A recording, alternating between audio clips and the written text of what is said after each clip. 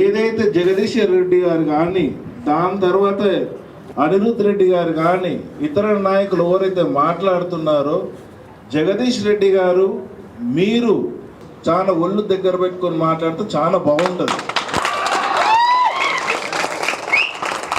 ముఖ్యంగా పదే పదే దాన్ని చెప్తూ వెటకారంగా మాట్లాడుతున్నారు. కానీ మేమందరము చాలా స్పష్టంగా క్లియర్గా ఆ నాయకులను ఒక్కసారి తను ఏదైతే మాట్లాడిండో అది గమనించాలి, మళ్ళీ ఒకసారి ఆ వీడియో చూడాలని చెప్పి మేమందరం జనసేన పార్టీ తెలంగాణ నుంచి వాళ్ళను డిమాండ్ చేస్తున్నాం. ఎందు గురించి అంటే ముందు ఏదైతే జగదీశ్వర్ రెడ్డి గారు కానీ దాని తర్వాత అనిరుద్ రెడ్డి గారు కానీ ఇతర నాయకులు ఎవరైతే మాట్లాడుతున్నారో జగదీష్ రెడ్డి గారు మీరు 10 సంవత్సరాలు తెలంగాణ రాష్ట్రానికి ఒక మంత్రిగా పనిచేశారు.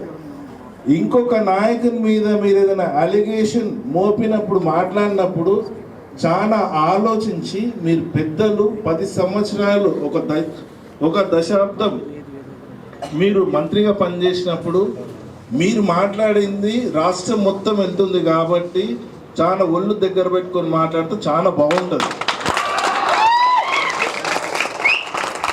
ముఖ్యంగా తను చెప్పింది ఏంటంటే చాలా గొప్పగా తెలంగాణ లీడర్స్ గురించి కానీ తెలంగాణ ప్రజల గురించి కానీ పవన్ కళ్యాణ్ గారు సంబోధించారు ఆ వీడియోలో.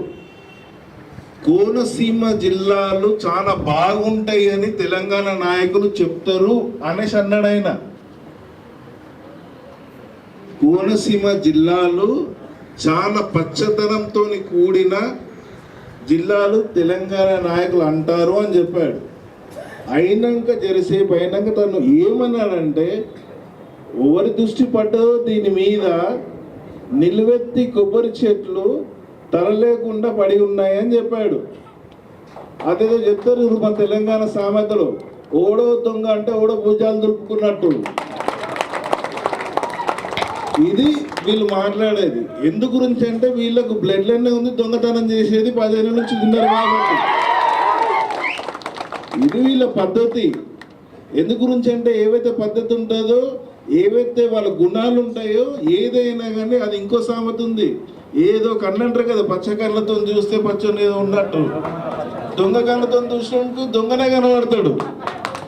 అందు గురించి ఎవరేది మాట్లాడినా ఒళ్ళు జాగ్రత్త పెట్టుకొని ఏ మనిషి ఏంటి ఎలా ఉంది అని పలుసార్లు ఆలోచించుకొని మాట్లాడితే రేపొద్దున మాట్లాడే వాళ్ళకి నేను చాలా క్లియర్గా చెప్తున్నా.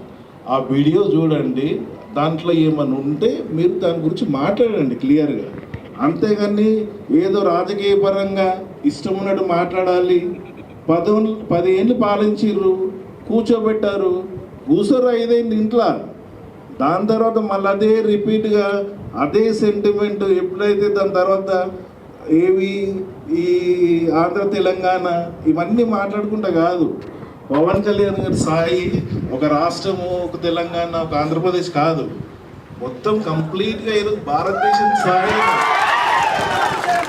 రాష్ట్రాల స్థాయి దాటిపోయి ఆయన ఒక కంట్రీ భారతదేశం దాని స్థాయిలో ఉన్నాడు ఆయన. మీరు ఒకసారి గమనించాలి. గమనించి దానికి అనుగుణంగా మాట్లాడుకుంటే మీకు ఇది రెస్పెక్టబుల్గా ఉంటుంది, మనకు రెస్పెక్టబుల్ ఉంటుందని ఈ శోభ ద్వారా వాళ్ళకి అందరికి ఎవరైతే మాట్లాడుతారో వాళ్ళకు చెప్పడం జరుగుతుంది.